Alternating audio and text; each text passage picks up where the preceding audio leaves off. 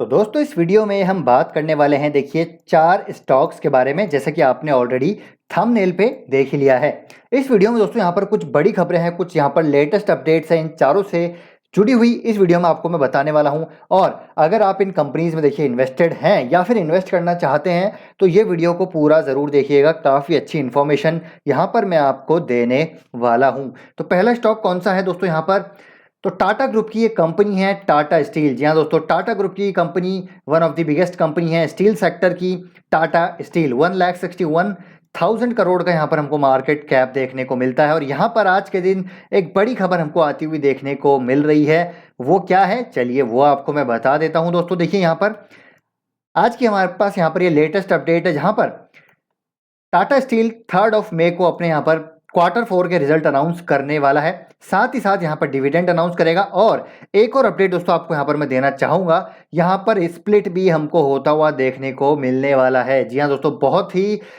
बहुत सालों बाद हमको ये स्प्लिट देखने को मिलेगा। देखिए यहाँ पर 10 की फेस वैल्यू, इनफैक्ट यहाँ पर कभी स्प्लिट हुआ ही नहीं। आई थिंक एक बार इन्होंने स्प्लिट किया था जब इनका 100 रुपये की फेस वैल्यू होती थी, आज से करीब 20-25 साल पहले।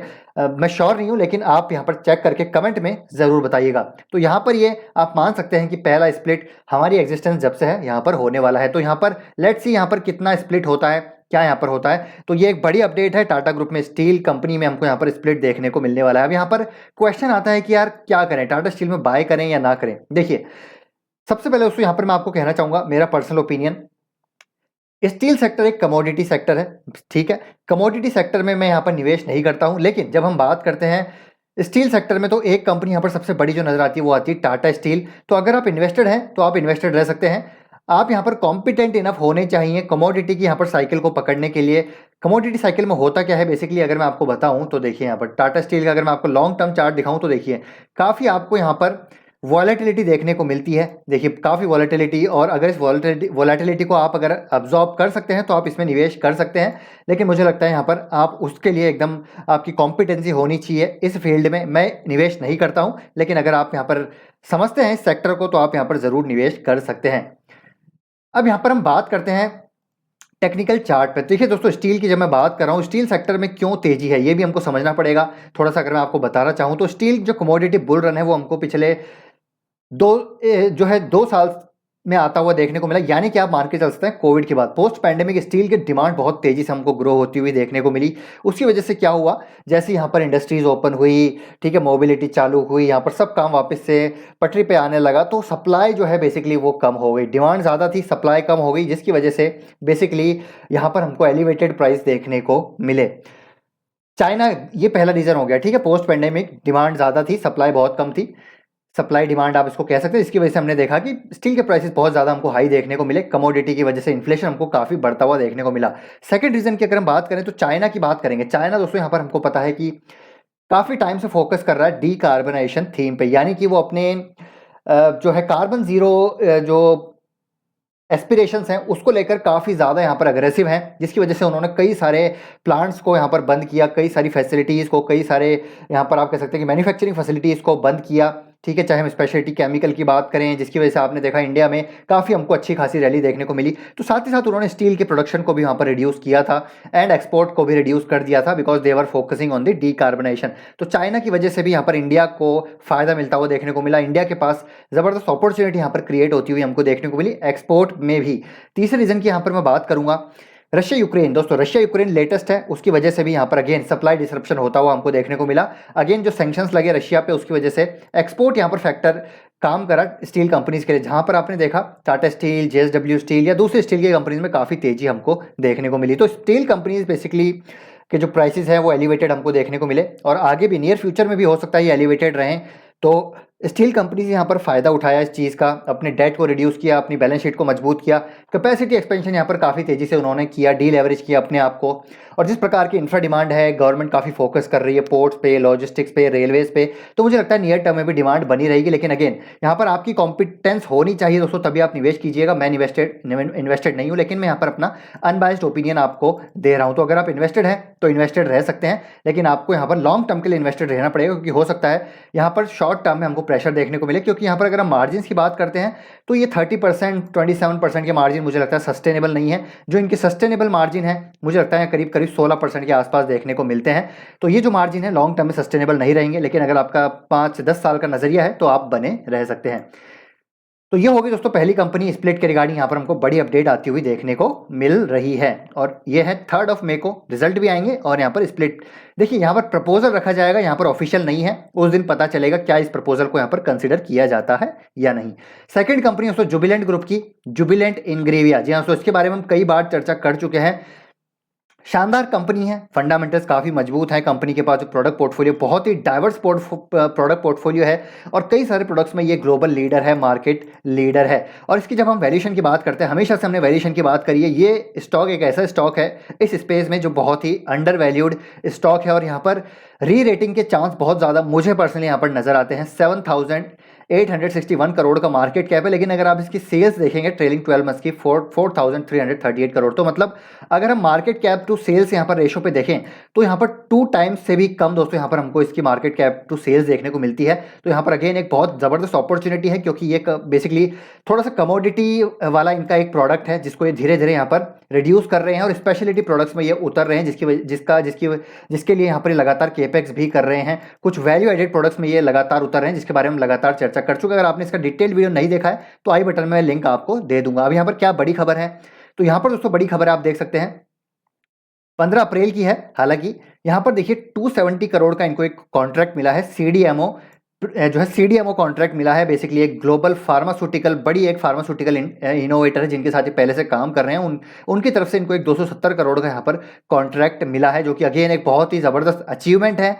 3 साल के लिए ये जो है इनको एक इंटरनेशनल कस्टमर से यहाँ पर ऑर्डर मिला है and it is one of the top leading innovator pharmaceutical global company. तो जिस प्रकार की इनके पास कैपेबिलिटीज़ हैं, इनके पास एक्सपर्टीज़ है, इनके पास R&D है, इनके पास यहाँ पर जो यहाँ पर एक्सपर्टीज़ है इस क्षेत्र में, जुबिलेंट इंग्रेविया दोस्तों CDMO में भी काफ़ी अच्छा यहाँ पर ग्रो कर रहा है और इसी की वजह से मुझे लगता है यहाँ पर एक री रेटिंग हमको इसकी में होती हुई देखने को मिलेगी। आज इसका P16 के आसपास है, लेकिन आने वाले भविष्य में हो सकता है ये स्पेशलिटी केमिकल में जैसे ही अपने आप को ट्रांजिशन कर लेंगे तो आपको ये यहाँ से री रेट होता हुआ देखने को मिलेगा, ऐसा मेरा पर्सनली मानना है। और मेरी भी थोड़ी बहुत पोजीशन यहाँ पर ऑलरेडी बनी हुई है, जैसे कि मैं आपको पहले भी बता चुका हूँ। तो एक ये बड़ा अपडेट है। अब यहाँ पर CDMO क्यों ग्रो करेगा आगे आने वाले भविष्य में, ये भी हमको समझना जरूरी है। तो ये आपको दोस्तों मैं पहले ही बता चुका हूँ कि इंडिया का जो फ्यूचर है CDMO स्पेस में काफ़ी उज्जवल नजर आता है। एज पर दिस रिपोर्ट आप पढ़ सकते हैं और कई सारी रिपोर्ट्स मैं आपके साथ पहले भी शेयर कर चुका हूं, क्योंकि यहाँ पर जो CDMO कंपनीज हैं, जैसे मैं डिवीज़ की बात करता हूं या फिर मैं लॉरस की बात करता हूं, एग्रोकेमिकल में PI इंडस्ट्रीज़ की मैं बात करता हूं, ठीक है।